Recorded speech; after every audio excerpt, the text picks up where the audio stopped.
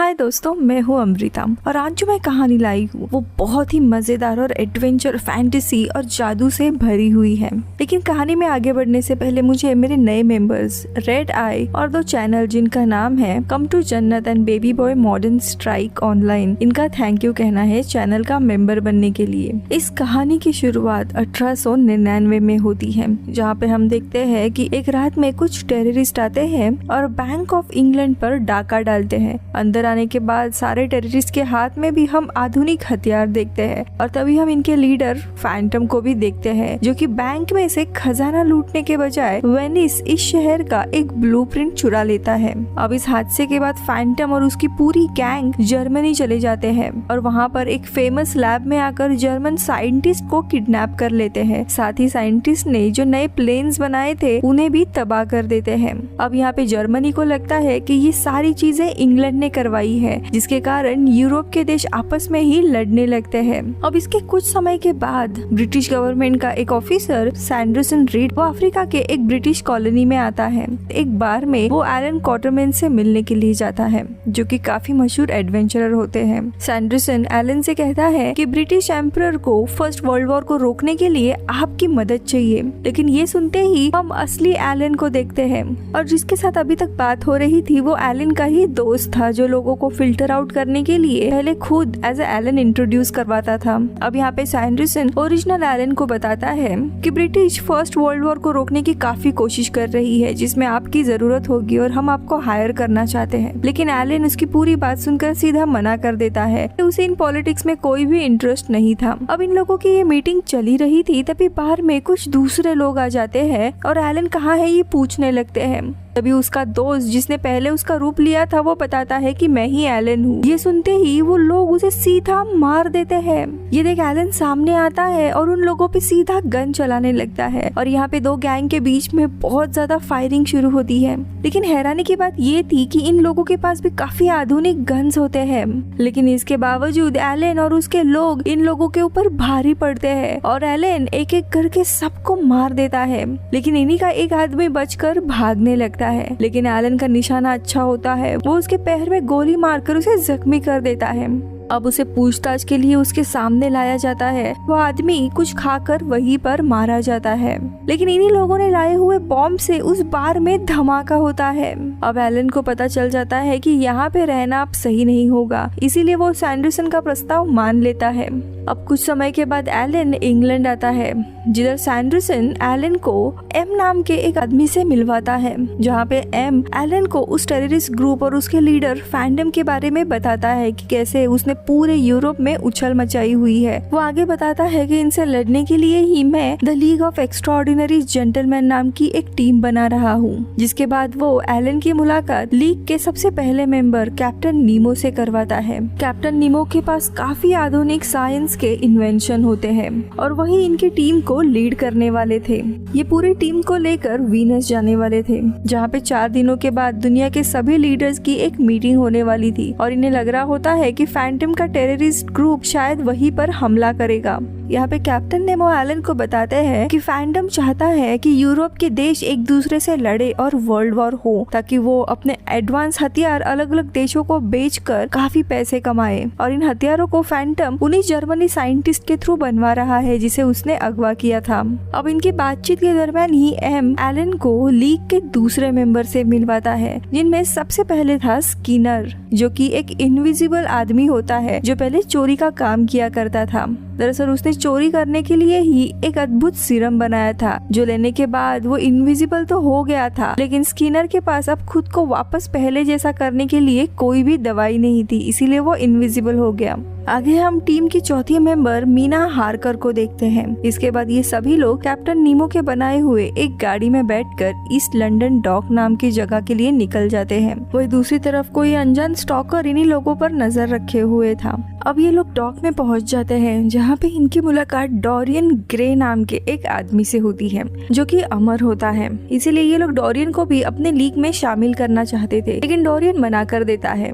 लेकिन तभी उसकी नजर मीरा पर जाती है, जो कि उसकी एक्स हुआ करती थी, और इसीलिए मीरा को देखकर डोरियन लीग में शामिल होने के लिए तैयार हो जाता है।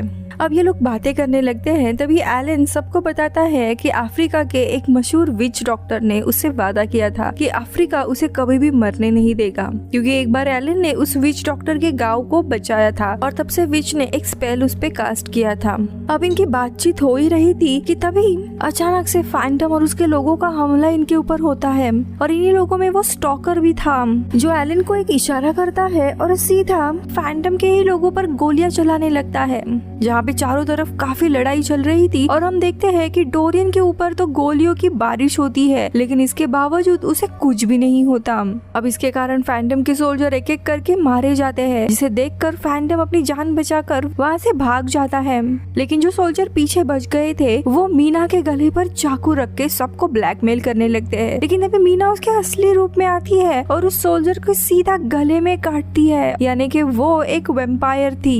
और इसी के साथ ये लड़ाई खत्म होती है। यहाँ पे हम उस स्टॉकर को भी देखते हैं जो कि असल में अमेरिकन एजेंट होता है जो इन्हीं के साथ मिला हुआ था। वो सबको अपना नाम टॉम स्वेयर बताता है।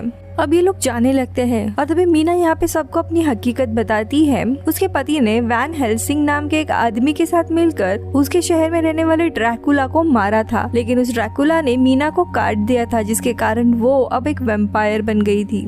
अब सभी लोग डॉक के पास पहुंच जाते हैं, जहाँ पे कैप्टन नेमो एक बहुत ही बड़ी सबमरीन को पानी से बाहर निकालते हैं, जिसका नाम नॉटिलस था। अब इसमें बैठकर ये लोग पेरिस के लिए निकल जाते हैं। वहाँ पर वो डॉक्टर जैकल नाम के एक आदमी को लीग में शामिल करना चाहते थे। वही दूसरी तरफ पेरिस में हम डॉक्टर जैकल को देखते हैं, जो कि कोई साधारण इंसान नहीं बल्कि एक बीस्ट होता है, जिन्होंने एक खास तरह के सीरम की मदद से अपने शरीर को बीस्ट जैसा बनाया था। उनके इस बीस्ट रूप को हाइड कहा जाता था। अब ये सभी लोग यहाँ पे पहुँचते हैं और एलन हाइड को पकड़ने के लिए उसके ऊपर निशाना लगाता है, लेकिन काफी मुश्किलों के बाद एलन फाइनली हाइड को पकड़कर सबमरीन में लेकर जाता है, जहाँ पे पूरे सबमरीन में हाइड एक भूचाल लाता है, क्योंकि उसे कंट्रोल करना बहुत ही मुश्किल हो रहा था। इसीलिए एलन उसके सामने आता है और हाइड को एक ऑफर देता है कि अगर तुम हमारी मदद करते हो तो तुम्हें इंग्लैंड वापस आने की इजाजत मिल जाएगी। जो सुनकर हाइड शांत हो जाता है और अपने नॉर्मल रूप में आ जाता है, लेकिन अपने शरीर को छोटा करने के लिए हाइड को बहुत ज्यादा दर्द होता है। अब यहाँ पे सभी मेंबर्स के आने के बाद इनकी लीग पूरी हो गई थी और इसीलिए कैप्टन नेमो फैंटम को रोकने के लिए वेनिस के लिए निकल जाते हैं। आगे हम टॉम और एलन को बॉन्डिंग करते हुए देखते हैं, जहाँ पे एलन टॉम को बताता है, कुछ समय पहले मैं अपने बेटे के साथ एक मिशन पर गया था, लेकिन इस मिशन में मेरे बेटे की मौत हो गई और इसीलिए मैंने इंग्लैंड छोड़ दिया था। और वो टॉम को अपने बेटे की तरह मानता है। अब इनका ये सफर कुछ दिनों तक चलता है, जहाँ पे स्किनर जो अक्सर गायब हुआ करता था, उसके जासूस होने का शक इन्हें आने लगता है, क्योंकि किसी ने भी उसे काफी समय से नहीं देखा था। वही एक दिन डोरियन मीना को अपनी असलियत बताता है, कैसे वो इतने समय से जवान है। दरअसल उसका एक पोर्ट्रेट बना हुआ था जो कि दरअसल श्रापित था, और जैसे जैसे डोरियन की उम्र बढ़ती उसका असर उस पेंटिंग पर होता था और उसके बदले में डोरियन हमेशा यंग रहता था। वही दूसरी तरफ डॉक्टर जैकल को देखते हैं, जो कि उस सीरम से एडिक्ट हो गए थे और उन्हें हेलुसिनेशन आने लगती है। फाइनली जब वो सीरम लेने जाते हैं तब उन्हें पता चलता है कि एक शीशी गायब हुई है और वो सबको इसके बारे में बताता है। वही कुछ दिनों के बाद ये लोग फाइनली वेनिस पहुंच जाते हैं। यहाँ आने पर हम देखते हैं कि फैंटम ने ऑलरेडी शहर में जगह जगह बॉम्ब लगा दिए रहते हैं। अब ये लोग बॉम्ब को ढूंढने के लिए कैप्टन नेमो अपने सोल्जर और डाइवर्स को भेजते हैं, लेकिन तभी बॉम्ब फट जाते हैं जो कि बिल्डिंग के नीचे लगे हुए थे, जिसके कारण सारे बिल्डिंग्स एक के बाद एक गिरने लगते हैं। जिसे रोकने के लिए इन्हें कोई एक बिल्डिंग को गिरने से पहले रॉकेट से हमला करके गिराना होगा, ताकि उसके बाद कोई भी बिल्डिंग ना गिरे। इसीलिए टॉम, एलन, डोरियन और मीना कैप्टन नेमो की गाड़ी लेकर एक बिल्डिंग की तरफ जाने लगते हैं जिस पर इन्हें हमला करना था। लेकिन इसी बीच में इन पर फैंटम के सोल्जर का हमला होता है, लेकिन तभी मीना अपने शक्तियों का इस्तेमाल करके काफी सारे चमगादड़ों का हमला इन सोल्जर्स पर करवाती है। इसी बीच में एलन की नजर फैंटम पर पड़ती है। वो गाड़ी से उतरकर उसका पीछा करने लगता है। वही हम देखते हैं टॉम अब उस बिल्डिंग की तरफ पहुंच गया था। इसके बाद वो कैप्टन नेमो को इशारा करता है। कैप्टन नेमो तुरंत रॉकेट से बिल्डिंग पर हमला करते हैं और इसी तरह बिल्डिंग कोलैप्स होना बंद हो जाते हैं। वही दूसरी तरफ एलन फैंटम को एक बंद कब्रिस्तान में फंसा देते हैं, जहाँ पे एलन फिर फैंडम से कहता है कि हमें तुम्हारे जासूस स्किनर के बारे में पता चल गया है, और इन दोनों के बीच में काफी लड़ाई शुरू होती है। और इसी बीच में एलन फैंडम का मास्क निकाल देता है और तभी हमें पता चलता है कि फैंडम और कोई नहीं बल्कि मिस्टर एम है, जिसने इन सभी को मिशन पर भेजा था। एम वहाँ से भाग जाता है। वही दूसरी तरफ हमें पता चलता है कि इनका जासूस और कोई नहीं बल्कि डोरियन था, जो इनके एक खास साथी को गोली मारकर एक्सप्लोरेशन पॉड में बैठकर वहाँ से भाग जाता है। लेकिन सही समय पर सभी लोग वहाँ पे जमा हो जाते हैं और एस्मेल इन्हें डोरियन ही जासूस है ये बात बता देता है।